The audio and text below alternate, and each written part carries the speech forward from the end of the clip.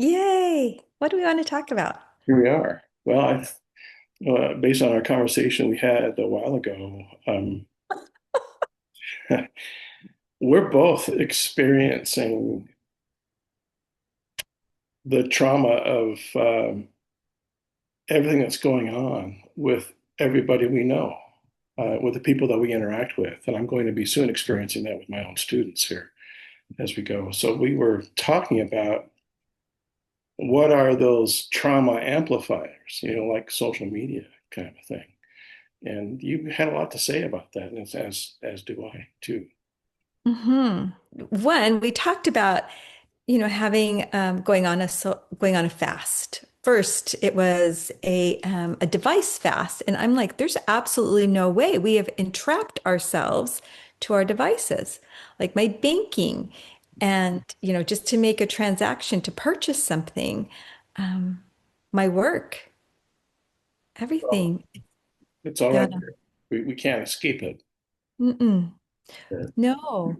And then the social media, again, like I, I don't, it just feels so dangerous. Well, you and I obviously we're using social media to distribute our content here, right? And so we're kind of dependent upon that. When I was teaching social media a few years ago, that's when I came up with the device fast. I did that with my students over a 3-day weekend where there was a holiday. And so, some had to work and they couldn't do it. Others were able to do it. And the idea behind the whole fast was the only technology you could use was analog. So you could listen to an LP or a tape or something, but I mean, it was very limited there as it goes. And you're right, there's no way we can do that now, because these guys have very cleverly figured out a way to put it all right here in this little box that we can't seem to get away from. So that leads me then to think, well, okay, then social media is a thing that we need to make the fast with or to detach ourselves away from. But for some reason, social media is the burning building or the car wreck on the side of the road that we just cannot not look at. Why? Hmm. Yes. And it's a lot of inf like this is how I find out what's happening. Fortunately, I'm really close to my children, but for friends or what's actually happening in the world, because and even that is misleading in and of itself. Um, Incredibly. and again, my work is on social media. This is where and only Facebook, which is almost dangerous in and of itself, right? I think the thing that I really want to pull away from in social media isn't social media itself. It is the unkindness. There's so much it's like this free for all to be unkind. And here's the thing, I can delete that, I can scroll past that, I can block that. I have free reign to do what I want to on social media, but I don't know that most people do that. Let's talk about why that's the case. Why is it so easy to be a poop on social media? I mean, first off, there's the anonymous idea, and that brought out all kinds of monsters across YouTube and Reddit and Facebook, all the different social media channels. And then, and it's been, gosh, about a half a dozen years since that was going on. And since then, there's been this exerted effort to go through and make sure that nobody really is anonymous, which is not true because, we can completely fabricate ourselves and fabricate an identity and that kind of thing. But that certainly lends itself to that. What else is it? What is it about social media that makes it so people can be mean? That encourages, it doesn't encourage leading with love. Because you're hidden behind a screen. A little bit. I think it all started with video games. We could blow each other up on video games, and it was like not a big deal, right? And I think it just continues to compound. And I also think that there's a lot of intense energy out there, and social media has become an outlet for frustration, for anger, for polarizing. and people just feel like I'm safe in my house and I can say what I want to say. I can voice my judgment on you and it's okay. I have my freedom of speech. I can do that. It's safe. I saw a meme the other day that was painfully true. And it said, social media has done to our parents what they thought video games were doing to us. So do we throw the baby out with the bathwater? Yeah, so I was thinking a lot over the last couple of days when we talked about the social media fast. And one is that I think we have to be socially responsible, Okay, good. period. Like, and we have to be responsible to ourselves, to our own nervous system. How do we self-regulate? And I don't know that doing a social media fast is really accomplishing that very thing. How can we check our own kindness meter? How do we know that we're letting love lead? So you talk about being responsible and being fair to yourself. Perhaps we need some kind of filter in place that says, look at what you're writing. Is it leading with love? So could you give us an example of what that looks like? If I want to maybe introduce a different idea than what maybe somebody else is thinking, how can I do that and lead with love at the same time? Well, going back to our whole discussion on listening, on communication, right? Everyone is entitled to their opinion, to their thoughts. And I think it's really healthy for us to be open to listen to other perspectives of things. It doesn't mean that you're wanting to change the way I think. And that's so if someone is being the presenter, let's say, I'm presenting this, are they leading with love, right? First. And if not, how can I sit back and let love overtake me so that I'm not listening defensively? Why would you even subject yourself to that, though? Yeah, well, because I think I'd like to think that I'm a little bit more emotionally mature than some people, that I am more accepting, that I know the difference between judgment and discernment. Right. Not everyone does. And I think that goes back to social media. Like, if you're going to be playing in those realms and you're not liking what's going on, are you able to discern Right. versus judge?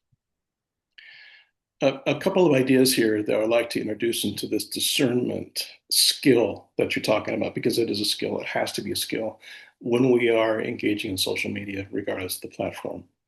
The first one is to recognize the validity of the entity that we are engaging with. And those are some big words there, but is this person that I'm talking to real? And while they can be a flesh and blood individual, they could also be a troll. They could just be out there doing this for kicks and giggles and to gather data and other information on you or on what's going on. So one way to do that is to go through and vet the platform, vet who they are, how long have they been on, and is you can go into LinkedIn, you can go into other social media to go through and compare identities back and forth and to go through and validate whether this person is who they say they are. Secondly, don't let your buttons get pushed, right? Um, we have to step back. It goes back to the four agreements of not taking anything personally here. But once we validated this is a genuine conversation we're getting into, what do I bring to the table and how can I go through maybe and not allow myself to be gaslit, to be enraged, or whatever the case might be that way. Any thoughts there? Yeah, so yes. So you're talking about being engaged with somebody on social media or having someone come in to engage with you that might not be a valid friend. Yeah. Yeah. And I was looking at it from the perspective that this was already somebody that, you may be Okay.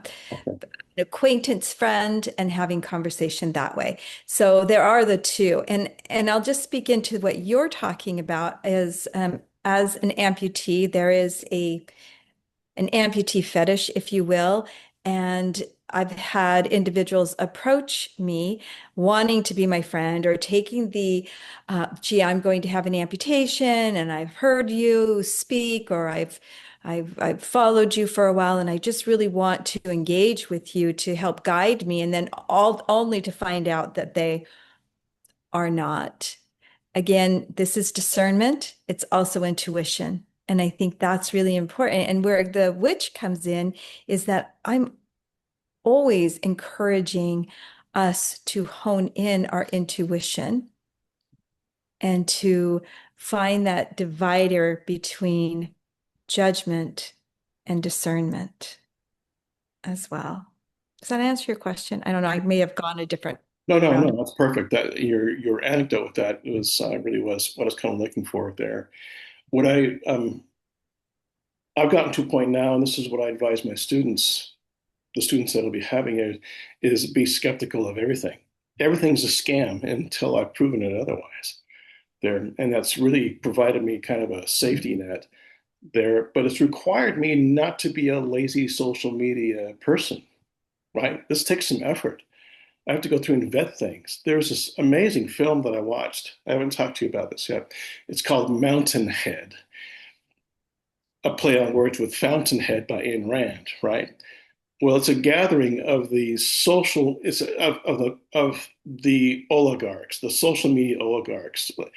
While they don't call them out by name as far as Mark Zucker and the others are concerned, or Zuckerberg, um, they're certainly represented. And they're at this cabin in Utah, okay, way up on the mountains, this huge $1 billion edifice, and they're there having their celebration of who is the richest man on the planet.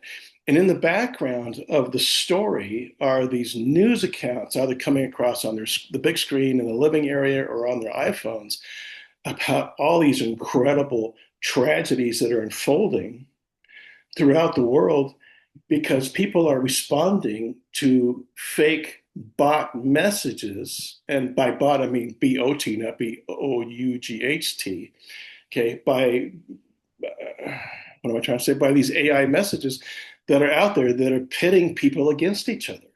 And so Hmm. while they're going through and celebrating their billions, society, civilization's falling apart, literally, right? As a subtext to the film as we're watching it. Steve Carell's in it there. It's a fascinating, fascinating film. So yesterday, big earthquake happening down in South America.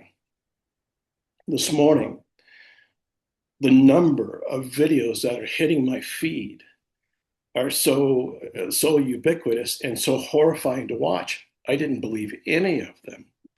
And so I backed out of my Facebook feed and my Instagram feed, and I went to the news feeds that I trust, like The Guardian. Okay, I don't longer trust CBS. NBC maybe is the next one there, but I had to go through and validate. What was it that I was saying, and then I got validation that yeah, the majority of the videos that I did see, as horrific as they were valid, and it was telling the story. The thing about technology, the thing about this thing especially, and I did an honors lecture on this at the university when we first put a camera onto a phone. I said, and this was in 2001, we have begun the era of the citizen journalist. Wherever news is happening, we don't need to send a news crew there. There's already a dozen news crews there. All the fires that are breaking out all around us, everybody's covering those fires. And it's for all the wrong reasons because it's so sensational, it's so dramatic, it's so tragic, it's so horrifying. And again, as an audience, we're kind of responsible for that because we cannot not look at it. So I guess what I'm getting to here is another thing to do is to verify our sources. Don't use social media as a newsfeed. There are still, regardless of what the current administration might have us believe, there are still solid journalists out there who are accurately reporting what's going on. And so it really comes back to us. Again, this is amplifying the amount of work that we as consumers need to do. But as consumers, we're becoming what we're watching. Uh, I, I told you about Jen and I doing a talk show years ago called Talking Point, and it was broadcast throughout the state of Utah. And one of her big things was, we are the news media that we consume. Mhm. And at first I had a little pushback on that. I thought, no, I can still hold my ground. I can still, see what's going on. But when those feeds become echo chambers of our own ideas and stops challenging us to critically think outside of what those messages are, yeah, that's absolutely right. And now I think I'm on a soapbox here. And now we're becoming a scared, fearful, paranoid generation here. It's like, oh my God, the world's coming to an end. We're all Chicken Little there. What do you think? Yes. One, it always comes back to ourselves. We have to be responsible for ourselves, responsible to what we are not just feeding our bodies, but what we are feeding our minds,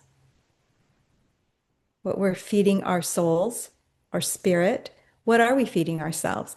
And I think there is a design to keep us in fear when people are fearful, right? We look at TSA. When we're afraid, we then have protection, but is that really the protection that we're looking for, right? We become both, and I think that's what this has done, right? We've become both the prisoner and the prisoned, right? The prison guard and the prisoner. Right. Like, like yes. The And Stockholm syndrome. yes, the other thing I think that's really important is our system is not designed for that much overstimulation. Being our system. This Our system. computer, right? Yeah. Yes. Our system is not designed for that much. Our nervous system cannot handle that much. And especially as an empath, which goes back to how, knowing the difference between em empathy and compassion. And these are some muddied waters for many people. So important. Let love lead. I can't stress that enough. And what does that mean? We have to start with what does that mean to each individual self? Yes. What does it mean to you first? Right. And then let love lead from there. Build it, grow it, regulate. We have to have self-regulation. Otherwise, we are going to have programs that regulate for us. We probably need to define what's our intent. If our intent of sitting down scrolling through Instagram is just mindless entertainment, then maybe we should be playing solitaire with a real deck of cards, you know, Or picking up a book. or right, yes. No, well, even solitaire requires a little bit of mindfulness there, a little bit of thinking. Um, I'm trying to think of an activity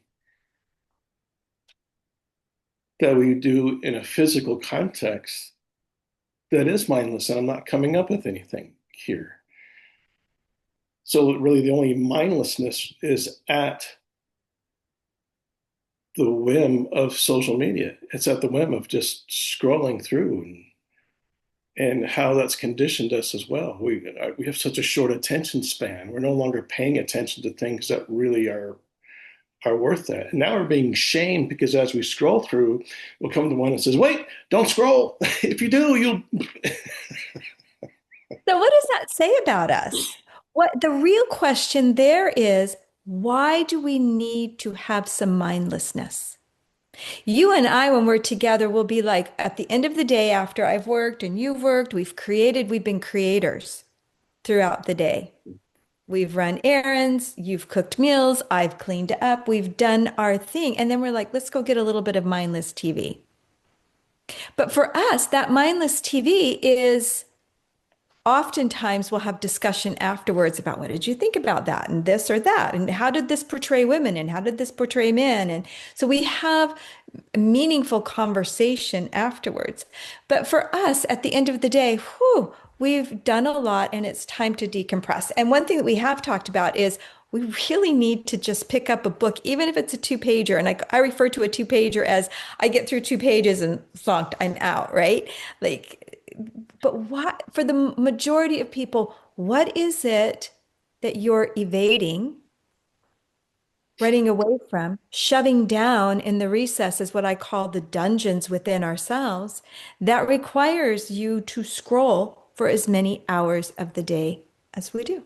Well, I think it is probably the most singular.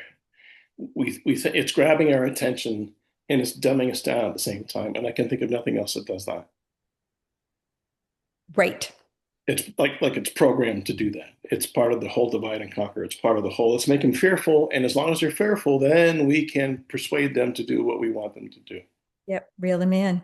When I'm at I travel a lot and I'm in airports a lot. And while I'm waiting, everyone is like this with their phones, like that whole thing. And I catch myself going, whoa, what can I do something else? Right. Or I'll read something. I'm reading maybe a book out of my phone. And I'm like, I want everyone to know that whole shame comes in. I want everyone to know that I'm actually reading something important or I'm doing a study on something important for community or for whatever I'm creating next. And shame is a very dangerous thing. And I think that that shaming that goes on or is part of what we're trying to avoid as well. It is. The very thing that we're being shamed about, whatever it is hitting us in the face, but yet we're scrolling through it. And shame is a very low frequency, very dangerous frequency. Yeah. So what's the answer? Well, I think we've gotten into that. It's a responsibility. You got to be responsible to yourself, to your own happiness. Ruiz came out with the Fifth Agreement, right? And the Fifth Agreement was to be skeptical. And this was back at the turn of the 90s, really, as we were coming into the new century there, and almost, I guess, prophetic in a way. Aside from taking nothing personally, always doing your best, be impeccable with your word, and never assuming, the fifth one being be skeptical. And I think that's a key tool here to use while we are engaging in something that we would otherwise not. And is skepticism like discernment? Oh, yes, absolutely. I think, yeah, yeah. Yeah. I think skepticism is the product of discernment there. And that doesn't mean that we still don't let love lead. And it doesn't mean that we cannot not be kind, right? We can, it doesn't, yes, kindness and love are so important and bringing that to yourself first. So I wanted to today, if you're okay with it, I brought out a deck of cards. This one is the Oh, deck definitely, yeah. Pull a card. shuffling it. And I thought, so this one is Awakening to Your Divine Self. And I thought this was a really appropriate deck. This is one that, artists from around the world, we did this about 15, 17 years ago. I can't believe that. And it's an intuitive art. And then Well, that's the these, collection you have a card in as well, right? yes, yes, I Okay. do. Oh, Yeah, but it just felt really good. So I thought I would bring it out and shuffle it up and just do a little bit of that witch magic. Oh, by the way, I didn't tell you as I'm shuffling. Last night when we met for Luna Gathering, we did a little ritual, a little magic with toast. I know, right? That's what I said. Can you even believe magic it? you can eat. Yes, we did toast and butter. Uh, so when my intention as I shuffle these cards is those that come to this Witch and Writer episode is, ooh, we're going to keep that one out, is what do they need to know in association to help us to be um, more discerning, kind, and love. So I'm going to split it and awakening, Oh, which is wow. Okay. beautiful awakening. And I could share some. excerpts from the artist words, or if someone's interested, you could reach out. But the idea that coming into the awakening, for me, when I see this card, awakening to your divine self, the awakening of discernment, of kindness, of love, the awakening and to the fact that it doesn't, the only thing that matters are those things, kindness and love. I think that one of our conversations could be in the near future, this whole thing about the world is burning around us because Mama Earth is angry. Oh, yeah, yeah. That would be a really good conversation. Program. Um, and the card that was falling out, and I always like to pull that, is release. And so while she looks like she might be asleep, in order to actually awaken, we are already asleep. We must release these old paradigms, though we must release the way of being told that we're supposed to behave, how we're supposed to act, and not be caught in the shame and the game of polarity. Because, yeah, and once we can release that, we can really awaken to ourselves, to the divine. We are the divine. You know, Yeah, thanks. yeah, polarity is a false dichotomy there. I have to say two things. One, you are so beautiful. You are so kind. Two, no, I, Thank you. I miss you. I miss you.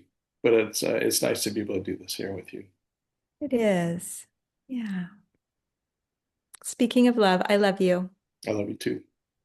Thank you. Thanks Okay. for doing this. Yeah, thank you for doing this. Hopefully, it hits some eyes and ears and hearts out there as well. Yeah. And for you, we love you too. Thanks for We joining. do. We're going to let love lead. Take care. Bye.